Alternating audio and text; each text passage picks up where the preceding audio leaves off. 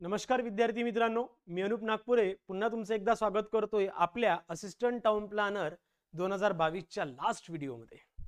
Last म्हणजेच आपण आज 10th आपली जे काही व्हिडिओ सिरीज आहे त्यामधला 10वा व्हिडिओ आपण आज बघणार आहोत, ज्यामध्ये क्वेश्चन नंबर 91 पासून आपण सुरुवात करतोय. यासोबत जी आपली बॅच आहे असिस्टंट टाउन प्लॅनर 2024-25 ची ती ऑलरेडी कंप्लीट झाली आहे, ज्यामध्ये टेस्ट सिरीज आपण ऍड करणार आहोत. सोबतच त्या टेस्ट सिरीजची व्हिडिओ अनालिसिस सुद्धा त्यामध्ये तुम्हाला बघायला मिळतील.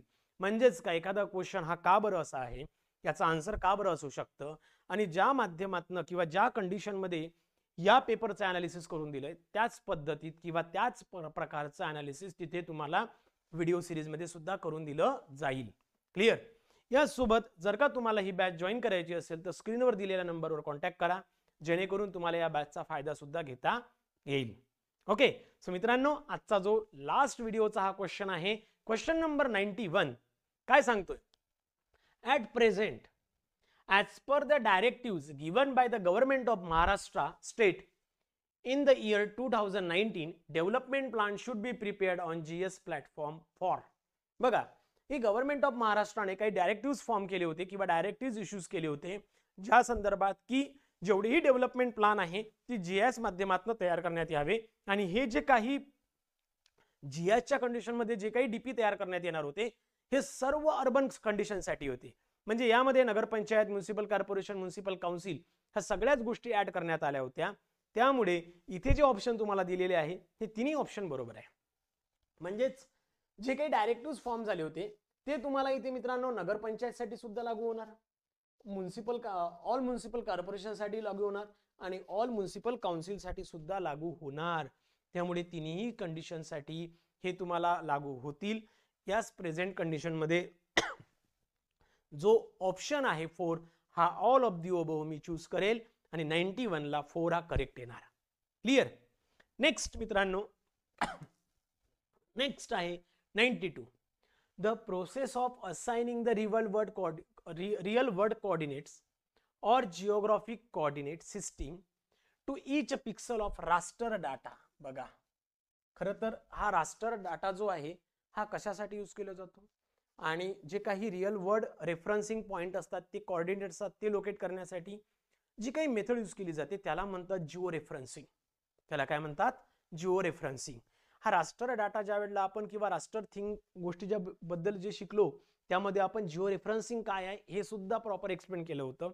त्यामुळे लक्षात ठेवायचं की रियल वर्ल्ड कोऑर्डिनेट लोकेट करणं किंवा जिओग्राफिक कोऑर्डिनेट लोकेट करणं, ओके, यालाच आपण याच्यासाठी जी काही कंडिशन यूज करतो त्याला आपण जिओ रेफरन्सिंग असं म्हणत असतो. म्हणून 92 ला ऑप्शन 2 हा करेक्ट येतो.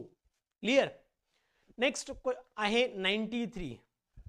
As per the PMAY scheme guideline and affordable housing project can be mixed of houses for different categories, but it will be eligible for central assistance if at least of the house of the project for EWS category.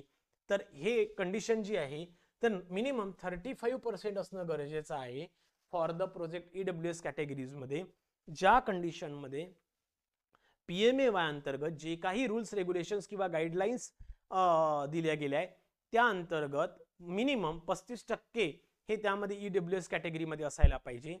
याच particular कंडिशनच्या बेसिसवर आपण PMAY study करताना सुद्धा हे केलंय, आणि UDCPR मध्ये सुद्धा ज्या वेळेला PMAY चा रेफरन्स दिलाय तेव्हा सुद्धा हा पॉइंट क्लिअर करून दिलेला आहे की मिनिमम 35% असणं गरजेचं आहे. त्यामुळे 93 ला ऑप्शन 3 हा करेक्ट येईल. क्लिअर? नेक्स्ट क्वेश्चन आहे 94. Options to beneficiaries for implementation of scheme introduce under the PMAY are. बघा काय आहे, PMAY ची कंडिशन जी आहे किंवा options beneficiary for implementation scheme introduce under the PMAY R.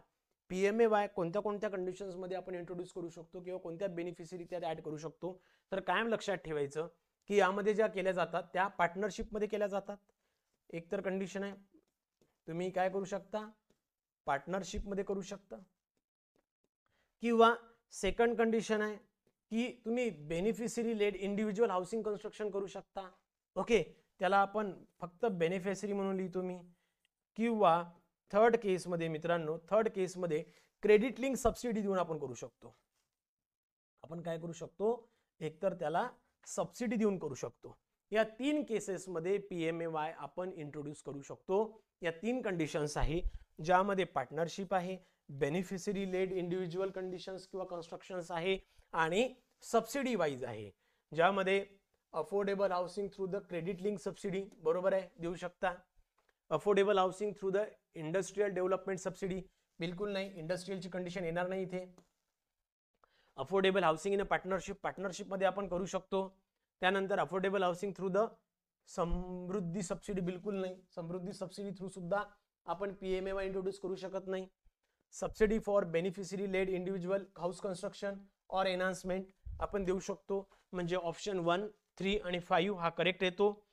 1, 3, 5 म्हणजे ऑप्शन 3 हा करेक्ट आहे, ज्यामध्ये PMAY ला आपण इंट्रोड्यूस करू शकतो. म्हणूनच 94 ला ऑप्शन 3 हा करेक्ट येईल.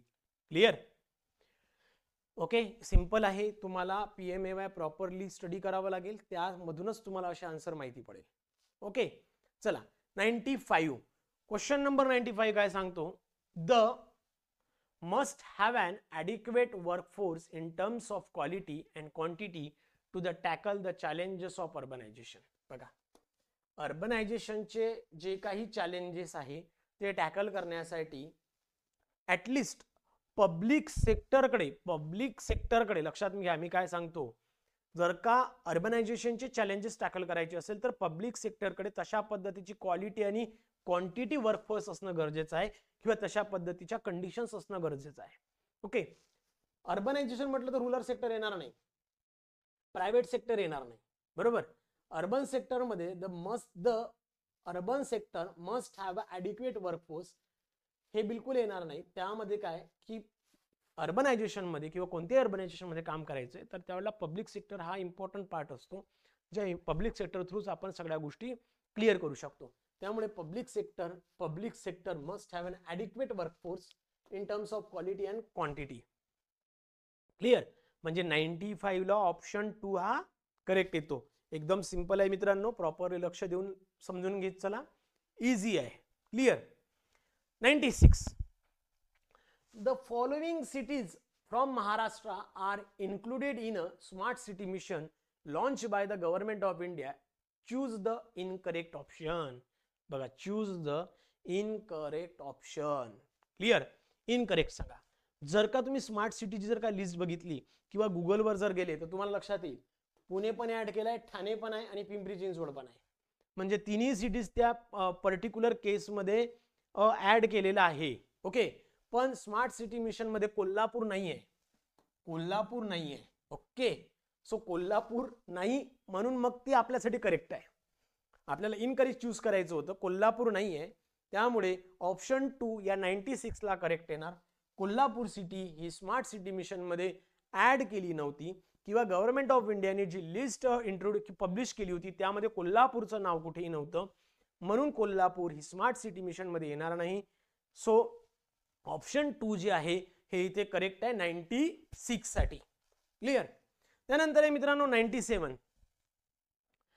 अटल मिशन म्हणजे अमृत ज्याला बोलतो आपण, Amrut will force on following thrust areas. Choose the incorrect option. बघा काय म्हणतात, अमृत वॉटर सप्लाय साठी काम करतं, बरोबर आहे. जी काही जुनी वॉटर सप्लाय असेल त्याला रिन्यू करणं, नवीन वॉटर सप्लाय प्रोव्हाइड करणं, यासाठी अमृत काम करतं. Sewerage facilities and septage management साठी सुद्धा अमृत काम करतं. स्टॉर्म वॉटर ड्रेन साठी सुद्धा अमृत काम करतं. मोटराइज ट्रान्सपोर्टेशन साठी अमृत काम करत नाही. It is not the part of Amrut. Okay, म्हणजेच काय, Atal mission rejuvenation of urban transformation मध्ये मोटराइज ट्रान्सपोर्ट हा कुठेही फंडा नाहीये. त्यामुळे ऑप्शन 4 हा करेक्ट येणार. कारण आपल्याला इनकरेक्ट ऑप्शन चूज करायला सांगितलं होतं. आणि 97 साठी इनकरेक्ट आहे नंबर 4. त्यामुळे अटल मिशन रिज्युवेशन अर्बन ट्रान्सफॉर्मेशनचे जे काही कंडिशन्स आहे किंवा कोणत्या बेसिससाठी तो यूज केला जातो ते तुम्हाला माहित असणं गरजेचं आहे. वॉटर सप्लायसाठी यूज केला जातो, सिवरेज फॅसिलिटी किंवा सेप्टेज टँकसाठी, स्टॉर्म वॉटरसाठी, ह्या सगळ्या गोष्टीसाठी अमृत आपण यूज करत असतो. मोटराइज ट्रान्सपोर्टसाठी कुठेही आपण अमृत वापरत नाही. त्यामुळे 97 ला ऑप्शन 4 हा इनकरेक्ट आहे. क्लिअर? म्हणजे आपल्यासाठी करेक्ट आहे, तिथे तो इनकरेक्ट आहे. क्लिअर? चलो 97 ला 4 करेक्ट. नेक्स्ट आहे मित्रांनो 98. The goal of blank is to achieve improvement of livelihood, food and water security, the best possible realization of various developmental targets so as to ensure the sustainable development of India.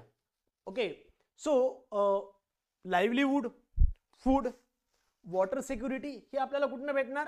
Land utilisation policy मधनं. बरोबर आहे? Livelihood म्हणा, food म्हणा किंवा water security म्हणा, ह्या सगळ्या गोष्टी कुठनं मिळेल? बेस्ट ऑफ वे आपल्याला NUTP मधनं, नॅशनल लँड युटिलायझेशन पॉलिसी मधनं. लँड युटिलायझेशन पॉलिसी जर का प्रॉपर असेल तर लाईव्हलीहुड प्रॉपर राहील, फूड सिक्युरिटी प्रॉपर राहील, वॉटर सिक्युरिटी प्रॉपर राहील, ह्या सगळ्या गोष्टी परफेक्ट राहील. पण ह्यात जर नसेल तर मग त्या केसमध्ये इथे तुम्हाला कुठेही परफेक्ट लाईव्हलीहुड मिळणार नाही, फूड सिक्युरिटी राहणार नाही, वॉटर सिक्युरिटी राहणार नाही. आणि या सगळ्या गोष्टी कुणाशी निगडीत आहे? त्या आहे लँड युटिलायझेशनची. म्हणजेच लँडला प्रॉपर युटिलाइज होत असेल त्याच केसमध्ये. यालाच बोलतो आपण लँड युटिलायझेशन प्रॉपर्टी, ज्याला आपण NUTP म्हणून स्टडी केलं होतं, नॅशनल लँड युटिलायझेशन पॉलिसी. ठीक आहे? सो ऑप्शन 3 हा 98 ला करेक्ट आहे मित्रांनो. सो ऑप्शन 3 मधनं जर का तुम्ही गो थ्रू कराल so you will get the condition. Okay, next आहे मित्रांनो 99 काय म्हणतायत तो प्रॉपर लक्षात घ्या. ऑप्शन काय म्हणतोय? The correct descending order of a priority according to the national urban transport policy. Sorry, मी इथे NUTP म्हटलो का तुम्हाला? नाही, NLUP. सॉरी, इथे ना चुकीचं मी म्हटलं, हे NLUP आणि हा क्वेश्चन आहे NUTPचा. चुकून माझ्या तोंडातून इथे निघून गेला. हा NUTPचा नॅशनल अर्बन ट्रान्सपोर्ट पॉलिसी 2014च्या विषयी. So according to the national urban transport policy 2014 of urban transport model should be. Okay, हे कसं असायला पाहिजे? बघा, आपल्याला काय विचारलं त्यांनी? डिसेंडिंग ऑर्डरने विचारलंय. तर मी आधी पण सांगितलं, म्हणजे जर का तुम्ही फॉरेन मध्ये गेले तर सगळ्यात सुरुवातीला ज्याला आपण प्राधान्य देत असतो ते वॉक किंवा सायकलिंग वाल्यांना जास्त प्राधान्य दिलं जात असतं. ओके, त्यानंतर दिलं जातं पब्लिक ट्रान्सपोर्ट सिस्टीमला आणि नंतर मग पर्सनल व्हेकलसाठी. ओके, सो ह्याच पॉलिसी आपल्याला NUTP मध्ये दाखवलेल्या आहे की बाबा रे, पहिल्यांदा तुम्हाला काय, आणि मी हे आपल्या लेक्चरमध्ये वारंवार सांगितलंय, वारंवार, आणि याच्यावर मी जोक्स पण केले होते तुम्हाला जर का आठवत असेल तर. ठीक आहे? सो सगळ्यात सुरुवातीला walk and non motorise transport जे आहे, म्हणजेच काय, जो काही पायी चालणारा व्यक्ती असेल, ओके, किंवा सायकलिंग करत असेल, तर त्यांना सगळ्यात सुरुवातीला प्राधान्य द्यायला पाहिजे. म्हणजेच हा फर्स्ट असायला पाहिजे. त्यानंतर डिसेंडिंग ऑर्डर मध्ये विचारलंय म्हणून आपण त्याला उलट करणार आहोत. लक्षात घ्या, त्याला उलट करणार आहोत. ठीक आहे? याला उलट करूया नंतर. पर्सनल मोटराइज हा सगळ्यात शेवटचा पार्ट आहे. Public transport, road, rail, waterway याला सेकंड प्रिफरन्स द्यायला पाहिजे आणि पर्सनल मोटराइजला हा थर्ड द्यायला पाहिजे. बरोबर आहे? म्हणजेच इथे फर्स्टला 3 येणार, 2 वर 1 येणार, हा 1 येणार आणि नंतर मग 2 येणार. या पद्धतीने आहे. 3 1 2 3 1 2. ऑप्शन 2 हा करेक्ट आहे. क्लिअर? ऑप्शन 2 करेक्ट आहे. लक्षात ठेवायचं, NUTP मध्ये काय सांगितलं? सगळ्यात सुरुवातीला पब्लिक ट्रान्सपोर्ट सिस्टीमच्या केसमध्ये जर का बघितलं किंवा अर्बन ट्रान्सपोर्टमध्ये की जे काही वॉकिंग आहे किंवा नॉन मोटराइज व्हेकल्स असतील त्यांना सुरुवातीला प्राधान्य दिलं जातं. नॉन मोटराइज ट्रान्सपोर्टेशनला सायकल आहे, पायी चालणारे लोक आहेत त्यांना सगळ्यात सुरुवातीला.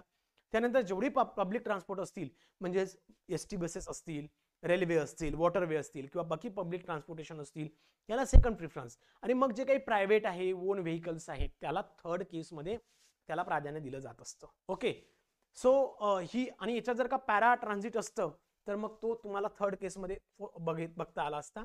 म्हणजेच वॉक फर्स्ट, वॉकवाला फर्स्ट, त्याच्यानंतर पब्लिक ट्रान्सपोर्ट, त्याच्यानंतर पॅरा ट्रान्झिट आणि मग आलं असतं पर्सनल व्हेकल. ओके, हे आलं असतं थर्ड नंबरला.